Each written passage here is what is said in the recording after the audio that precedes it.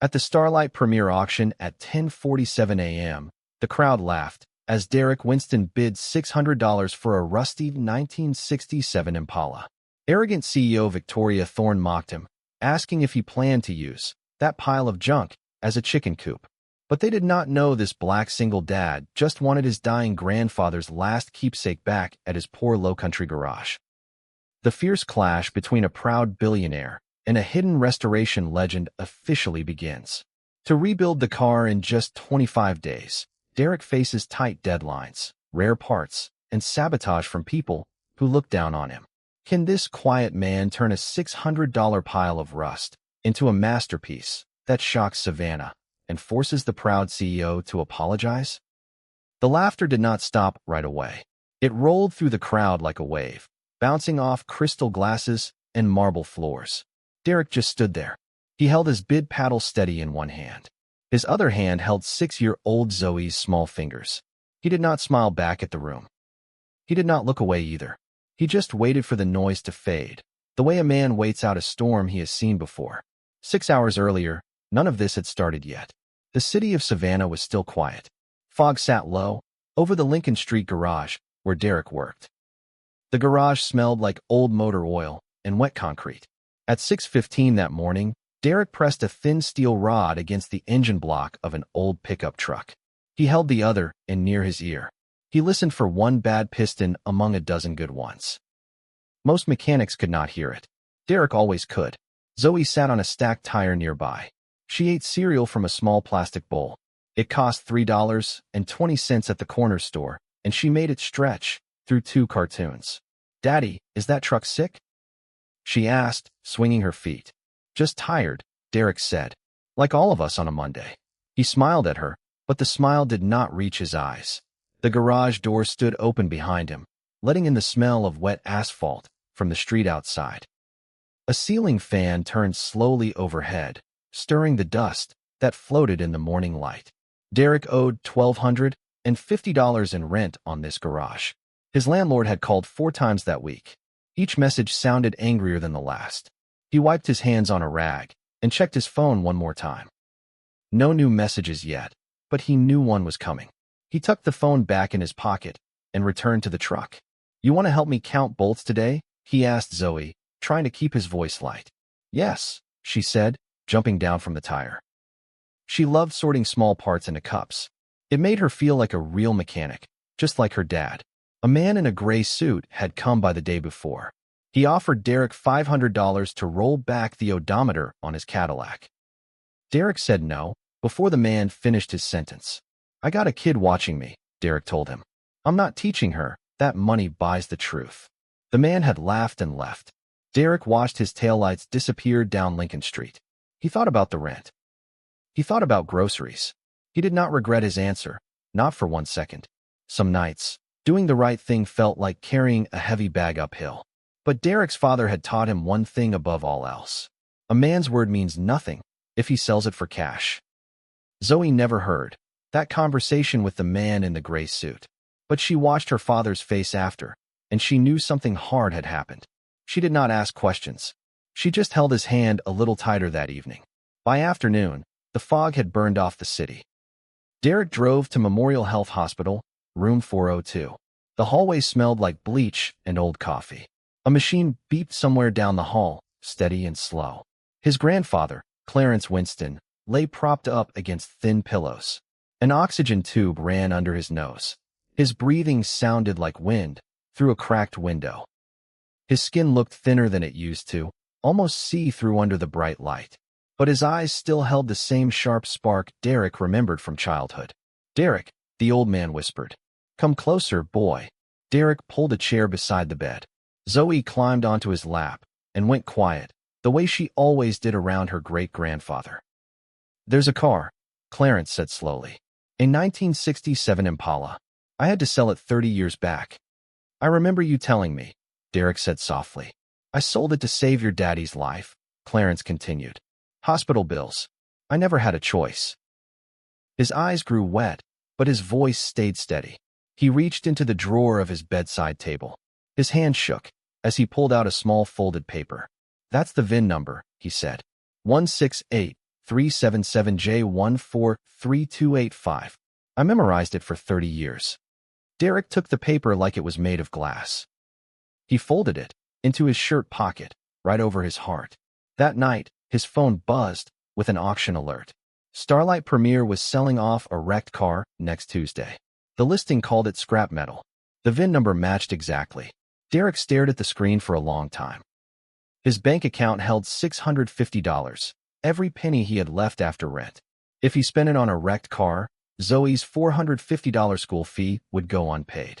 His grandfather's medicine would go unbought. The math made no sense at all. He almost closed the app and let the car go to the crusher. His thumb hovered over the screen for a full minute. A letter from Zoe's school still sat on the kitchen table, unopened for 2 days. Derek already knew what it said. The $450 fee was due soon, and he had no plan to pay it. He looked at the letter, then at his phone screen, then back at the letter again. Every choice felt like it would hurt someone he loved. Then Zoe walked into the room holding an old cardboard box. She had found it under her great-grandfather's bed weeks ago and kept it in her closet. Inside was a black and white photo. A young Clarence Winston stood proud beside a shining Impala, his hand resting on the hood like it belonged to a king. "Daddy, his car was so pretty," Zoe said, tracing the edge of the photo. "I wish I could see it drive again." Something in Derek's chest tightened and then let go. He looked at his daughter's hopeful face. He looked at his grandfather's photo. He made his choice. The next morning, Derek returned to the hospital before his shift. Clarence's eyes lit up when he saw him coming. "You're going after it," the old man said. It was not a question. "Yes, sir," Derek answered. Clarence reached under his pillow and pulled out a small brass keychain, worn smooth from decades of handling. It was the only piece of the old car he had kept. "A car has a soul," Clarence said, pressing it into Derek's palm. "And its soul is family. Don't look at the rust on the outside. Look at the frame I built, with my own 2 hands underneath." Derek closed his fingers around the keychain. It felt warm, even though metal should not hold warmth like that. He thanked his grandfather and left the hospital with new resolve. He had no fancy suit. He had no auction house connections. He only had $650 and a promise to keep. Word about the auction had begun to spread that week among the wealthy families of Savannah. It was set for a Tuesday morning at the Starlight Premier Auction House on Bay Street. The building sat behind tall iron gates. Valets in white gloves parked cars worth more than most houses. Chandeliers threw soft gold light across marble floors. Servers in black vests carried trays of champagne through the crowd. Men in tailored suits laughed too loudly at their own jokes. Women in designer heels clicked across the floor like they owned every inch of it. Derek stepped through the front doors in his work boots. They still had a small oil stain near the toe. Nobody greeted him the way they greeted the men in suits. He held Zoe's hand and walked past velvet ropes and gleaming show cars. He did not look at the stairs. He kept his eyes on the auction stage ahead. At 10:47 a.m., lot number 15 rolled onto the auction floor. It was a rust-eaten shell of a car, tires flat, paint long gone. The crowd groaned and turned away in disgust. Derek stood near the back in his stained work clothes, holding Zoe's hand tight. He raised his paddle without worry. $600, he called out, his voice steady and clear. Laughter rippled through the crowd like a dropped glass shattering on marble. From the VIP section, a woman in a fitted charcoal suit turned her head, her dark hair pulled back in a sharp, polished bun. Victoria Thorne studied Derek for a moment, her eyes cold and amused. She let her voice carry across the whole room, sharp enough for everyone to hear. $600? What exactly are you planning to do with that pile of junk, sweetheart? Turn it into a chicken coop? The room erupted into laughter again, louder this time. Heads turned toward Derek and his daughter. Zoe's small fingers tightened around her father's hand. Derek did not answer. He did not raise his voice. He simply looked forward, his jaw set, his breathing calm and even. Inside, though, his pulse pounded hard against his ribs. Heat rose up his neck, but his face stayed still as stone. He had learned long ago that silence carried more weight than words ever could. He paid the $600 at the counter, leaving exactly $17.83 in his account. He hired a tow truck driver he knew from the neighborhood to haul the wreck home. Rain began falling as they pulled away from Starlight Premier, thin and cold against the windshield. Derek watched the wrecked Impala sway on the flatbed behind him, chained down like a secret nobody else understood. There was no turning back now. Every dollar he had was gone.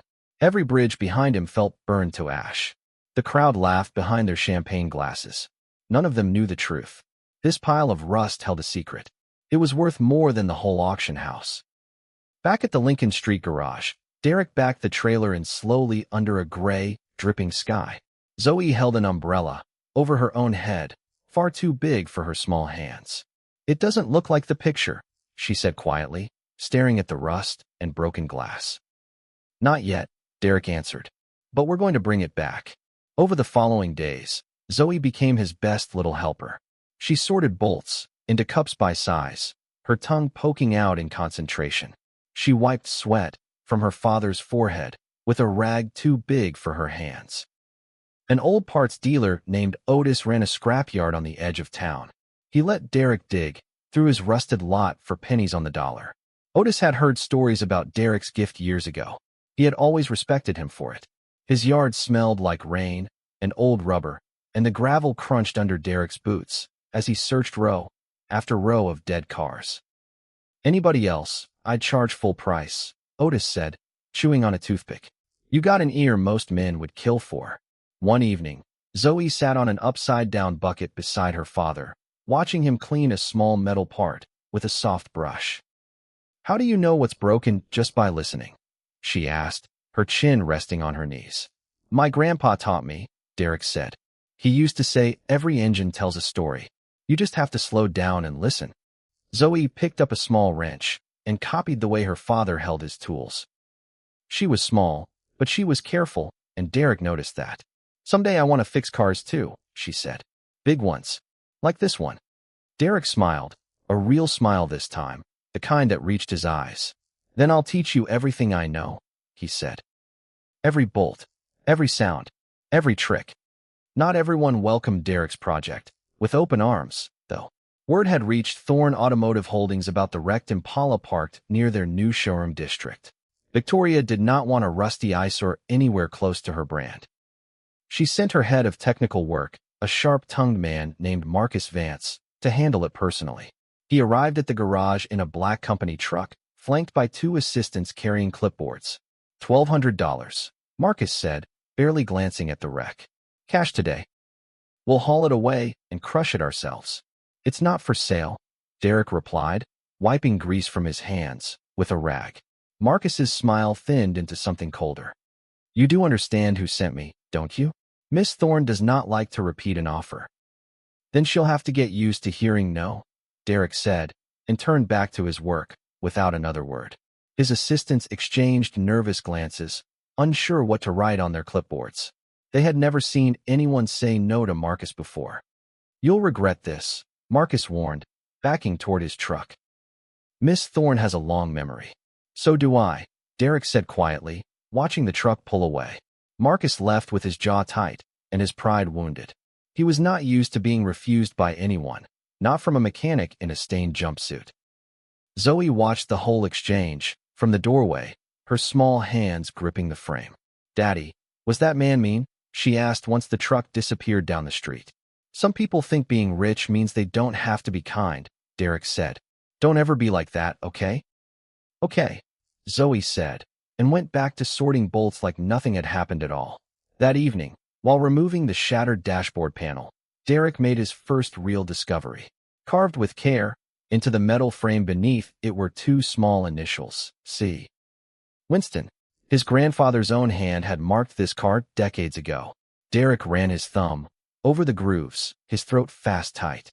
He sat back on the garage floor, the dashboard panel resting in his lap. For a moment, he could almost hear his grandfather's young voice, laughing somewhere in the past. Zoe crawled over and looked at the letters too. "Is that great-grandpa's name?" she asked softly. "It sure is," Derek said, his voice rough. "He was right here all along." Then he noticed something else, something bigger. Underneath layers of rust and grime, the chassis numbers did not match an ordinary Impala at all. He pulled up an old parts catalog on his cracked phone screen, hands trembling slightly. The numbers matched a rare SS427L72 V8, a legendary muscle car built in tiny numbers decades ago. Collectors across the country would pay well, over $100,000 for one in proper condition. Derek sat back on his heels, silent and stunned. This was not just his grandfather's old car anymore. This was a piece of American automotive history, hiding in plain sight under decades of rust and neglect. But knowing what it was, and having the parts to fix it were two very different problems. The engine block itself carried a serious crack, deep and dangerous. Derek needed a matched pair of original cast iron cylinder heads, part number 390 for $391, a piece nearly extinct in today's parts market. Finding two of them would already be difficult on a good week. This week was about to get much harder. Marcus Vance, still stinging from his rejection at the garage, had not given up so easily. He picked up his phone and made a series of calls to every major parts seller across the state of Georgia. Nobody, he told them plainly, was to sell anything to Derek Winston. Suppliers who valued their contracts with Thorne Automotive quietly agreed. One by one, doors that should have opened for Derek slammed shut instead. 3 days later, the garage's power flickered and died all the way. Derek owed $320 on an overdue electric bill. The company had at last cut him off. He stood in the sudden darkness, staring at the dead light bulb above his workbench. His tools sat useless, without power for the small grinder he needed. Derek sat down on an overturned bucket and rubbed his tired eyes. For a moment, he let himself imagine walking away from all of it. But he thought of the brass keychain in his pocket, and he stood back up. He worked that night by the weak light of an old lantern, sweat dripping down his neck despite the cool evening air. Zoe fell asleep on a folded blanket in the corner, exhausted from another long day helping. Derek stared at the cracked engine block under the flickering light. Every path forward seemed blocked by someone richer and more powerful than him. Somewhere across town, storm clouds were gathering, both in the sky above Savannah and in the quiet fury building inside Derek's chest. By day 20, everything came crashing down at once, quite literally. A massive storm rolled in off the coast, tearing through the city, with wind and heavy rain. The garage roof, already weak from years of neglect, gave way under the pressure. Water poured straight down, onto the newly cleaned steel frame of the Impala.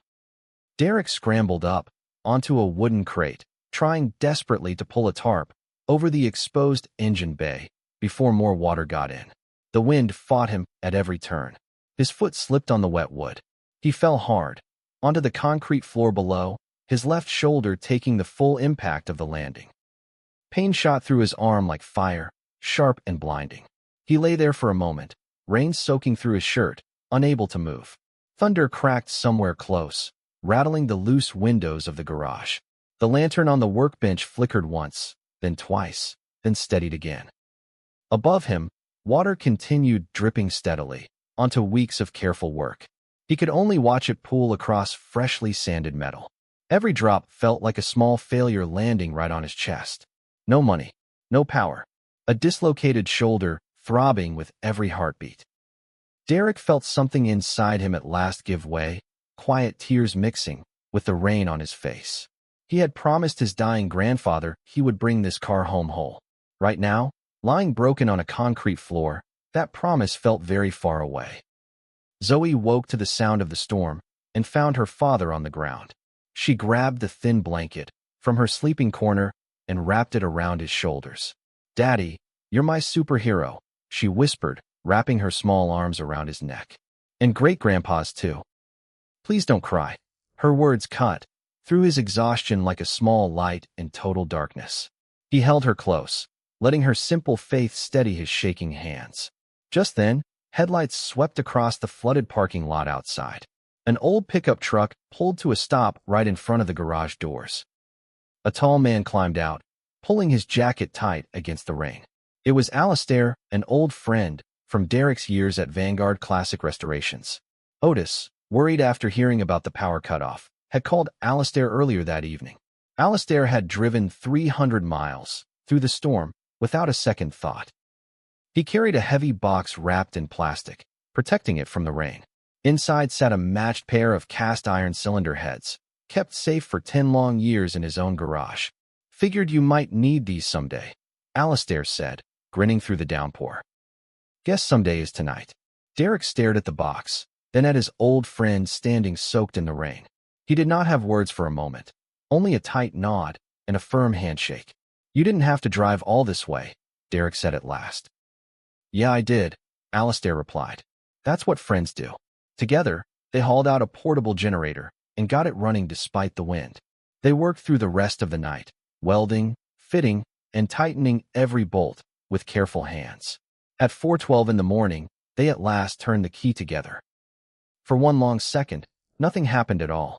Then the engine roared to life, deep and powerful, echoing off the garage walls like distant thunder. It sounded nothing like a broken pile of rust anymore. It sounded like a heartbeat returning to a body that had been silent for 30 long years. Derek sat back against the workbench, exhausted, tears mixing freely with rain and grease on his face. The engine had a voice again. Now they only had 5 days left before the Savannah Heritage Classic exhibition at Forsyth Park. Day 24 arrived faster than anyone expected, sunny and bright, after days of storms. The Impala now gleamed in deep marina blue, its paint smooth and flawless under the morning light. It looked nothing like the rusted wreck that had rolled off a flatbed weeks earlier. It looked like a piece of art brought back from the dead. But Marcus Vance had not finished his campaign against Derek just yet. He filed an anonymous complaint with the city, claiming the Lincoln Street garage operated without proper permits. City officials arrived that same afternoon with orders to seal the property and take away any cars inside, including the freshly restored Impala. Derek's stomach dropped when he saw the paperwork. Meanwhile, across town in her glass corner office, Victoria Thorne faced a problem of her own making. A major restoration project for the company had stalled for months, missing the one expert who could finish it properly. Her firm's top investment partner in New York sent an urgent message that afternoon. Without the right specialist on board immediately, they threatened to pull $5 million in promised money. Attached to the message was a resume and a photograph. Victoria's breath caught the moment she recognized the face staring back at her. It was the same man in stained work clothes she had mocked weeks earlier at the auction house. His file described him as a quiet, self-taught genius, once called the finest restoration mechanic on the East Coast. Museums had displayed his earlier work. Private collectors, the kind who never appeared in magazines, had trusted him, with cars worth millions of dollars. Victoria stared at the photo for a long time, her pride and her business sense colliding hard inside her chest. She thought about the sharp words she had thrown at him in public. She remembered the sound of her own laughter in that crowded auction room. She remembered the little girl's face, frozen and hurt beside her father. Victoria had built her whole career on looking strong and never backing down. But something about that photo made her chest feel tight and small. She thought about the $5 million now hanging by a thread. For the first time in years, Victoria Thorne felt something close to real shame. She made a decision right there at her desk, closing her laptop with a firm, final click. Pride would have to wait. There were bigger things at stake now. The next morning, the Savannah Heritage Classic exhibition opened at Forsyth Park under a clear blue sky. Crowds stood together around polished vintage cars parked beneath tall, moss-draped oak trees. Derek arrived early, driving the Impala with care through the park entrance, Zoe beaming beside him in the passenger seat. Marcus Vance was already waiting there, arms crossed, security guards standing close behind him. This vehicle doesn't meet our exhibition standards, Marcus announced loudly, blocking the entrance path. I'm afraid you'll need to turn around. A small crowd began to gather, whispering and pointing at the fight starting near the gates. Derek kept his hands steady on the wheel, refusing to let his frustration show. Just then, a long black car pulled up beside the growing crowd. Victoria Thorne stepped out, dressed sharply, her face hard to read behind her sunglasses. She walked straight past the stunned onlookers toward Marcus, her heels clicking clearly against the stone path. "You're fired, Marcus," she said, her voice cutting through the murmurs like a blade.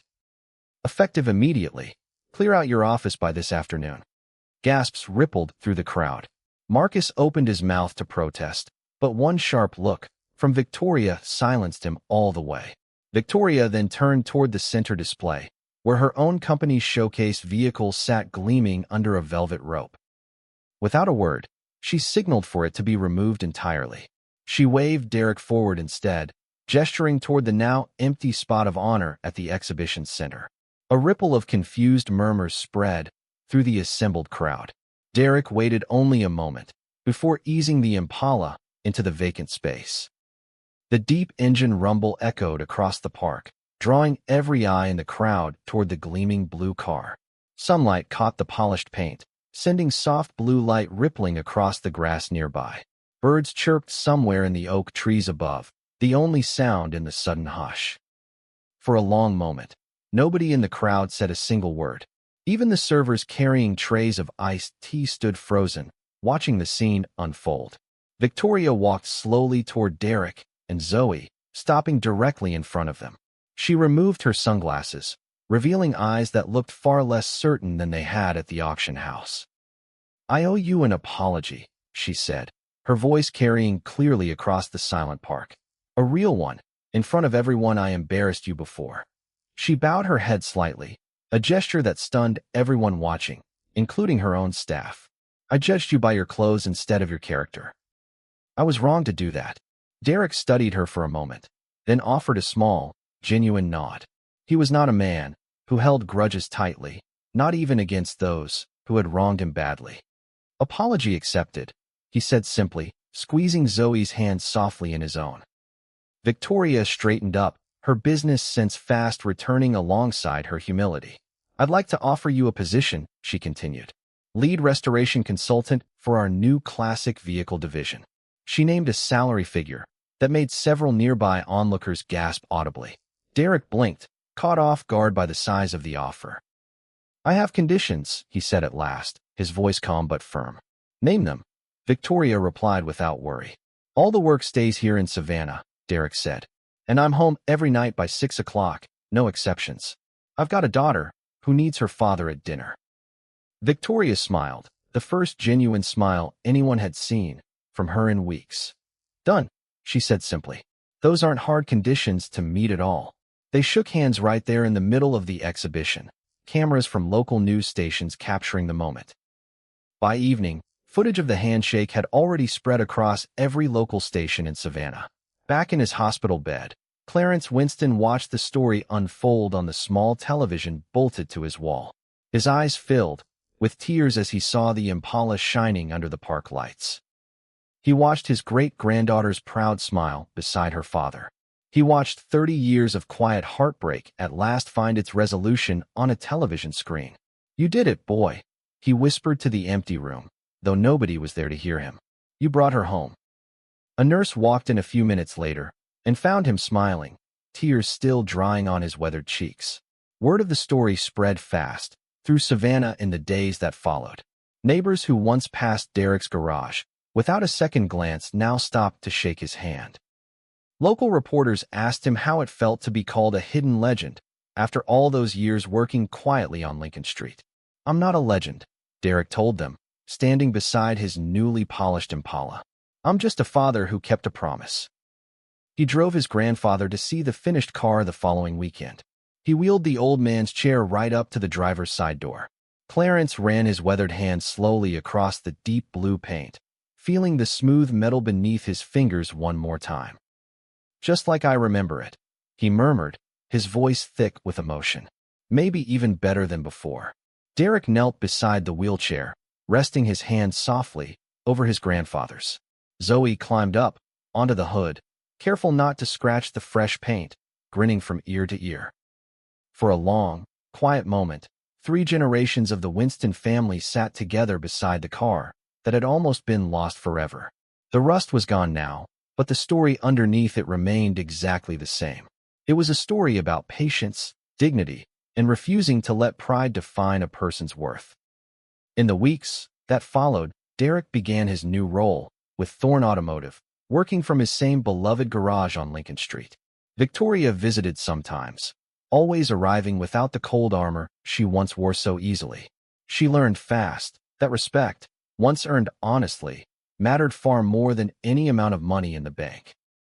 Marcus Vance later found work at a smaller car lot across town, humbled by his very public fall from grace.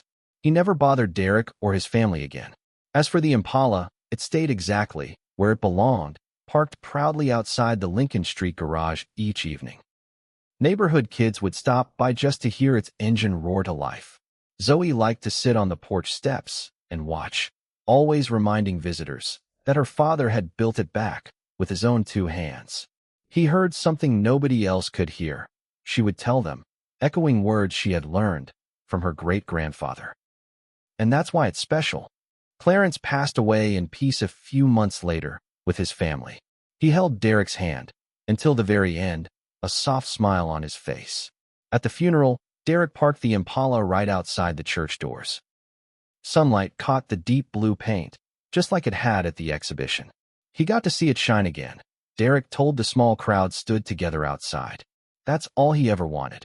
Years later, Zoe would still climb into the passenger seat some evenings just to sit beside her father while he worked. She learned the names of every tool on the wall. She learned to listen for the small sounds an engine makes when something feels wrong. Savannah remembered the story for years afterward, told and retold at diners, barbershops, and front porches across the city. It became a lesson repeated to children who judged others too fast by their clothes or their bank accounts. A rusted wreck nobody wanted had turned out to be worth more than anyone in that fancy auction room could have guessed. And a quiet mechanic nobody respected had turned out to be exactly the kind of man this city needed most. Sometimes the loudest, most expensive things in the room turn out to be hollow underneath their polish. And sometimes the quietest man standing at the back holds the truest treasure of all. Long after the cameras left and the crowds went home, the Impala still sat parked on Lincoln Street each night. Its blue paint glowed softly under the porch light. It was not just a car anymore. It stood as proof that patience and love could outlast pride or money. Derek never forgot the sound of that room laughing at him, but he learned to let it go, the same way rust lets go of good steel once someone cares enough to scrub it clean.